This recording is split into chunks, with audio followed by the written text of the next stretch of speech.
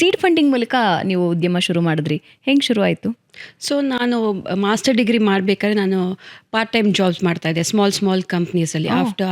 Afternoon ಆದಮೇಲೆ time ಇರ್ತಿತ್ತಲ್ಲ, why to waste that time ಅಂತ ಪಾರ್ಟ್ ಟೈಮ್ ಜಾಬ್ಸ್ ಮಾಡ್ತಾಯಿದ್ದೆ. ಆವಾಗ ಒಂದು ಸ್ಮಾಲ್ ಸ್ಟಾರ್ಟಪ್ ಕಂಪ್ನಿಗಳ ಜೊತೆ ಆಫ್ಟರ್ನೂನ್ಸ್ ಹೋಗಿ ಅಲ್ಲೇನಾದರೂ ಹೆಲ್ಪ್ ಬೇಕಾದರೆ ಮಾಡ್ತಿದ್ದೆ. ಆವಾಗ ನನಗೆ ಐಡಿಯಾ ಬಂತು ಹೌ ಅ ಕಂಪ್ನಿ ರನ್ಸ್ ಅನ್ನೋದು.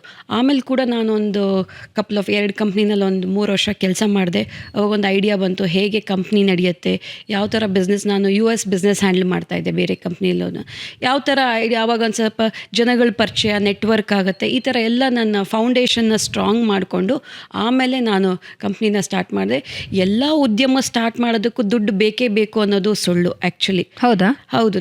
ನಾನು ಸ್ಟಾರ್ಟ್ ಮಾಡಿದಾಗ ಜಸ್ಟ್ 20,000 ರೂಪಾಯಿ ಕಂಪ್ನಿ ರಿಜಿಸ್ಟ್ರೇಷನ್ ಮಾಡಿ ನನಗೆ ಗೊತ್ತಿರೋ ಅಂಥವ್ರು ಎಲ್ಲರನ್ನೂ ಕಾಂಟ್ಯಾಕ್ಟ್ ಮಾಡಿದೆ. ನಾನು ಈ ಥರ ಸ್ಟಾರ್ಟ್ ಮಾಡ್ತಾ ಇದ್ದೀನಿ, ನನಗೆ ನೀವು ಫಸ್ಟ್ ಪ್ರಾಜೆಕ್ಟ್ ಕೊಡ್ತೀರಾ ಅಂತ ಕೇಳಿದೆ. ಓಕೆ. ಸೊ ಅದ್ರಲ್ಲಿ 10 ಜನ ರಿಜೆಕ್ಟ್ ಮಾಡೋದು, ಒಬ್ಬರು ಓಕೆ ಟ್ರೈ ಮಾಡಿ, ನಾನು ನಮ್ಮ MD ಜೊತೆ ಮಾತಾಡಿ ಕೊಡ್ತೀನಿ ಅಂತ ಹೇಳಿದ್ರು. ಸೊ ಆ ಒಂದು ಕಾನ್ಫಿಡೆನ್ಸ್ ಯಾರೋ ಒಬ್ಬರು ಕೊಟ್ರಲ್ಲ, ಅಲ್ಲಿಂದ ತೊಗೊಂಡೋಯ್ತು. ಆ ಪ್ರಾಜೆಕ್ಟಿಂದ ಬಂದಿದ್ದ ದುಡ್ಡಲ್ಲಿ ನಾನು ಫರ್ದರ್ ಎಕ್ಸ್ಪ್ಯಾನ್ಷನ್ ಮಾಡ್ಕೊತಾ ಹೋದೆ.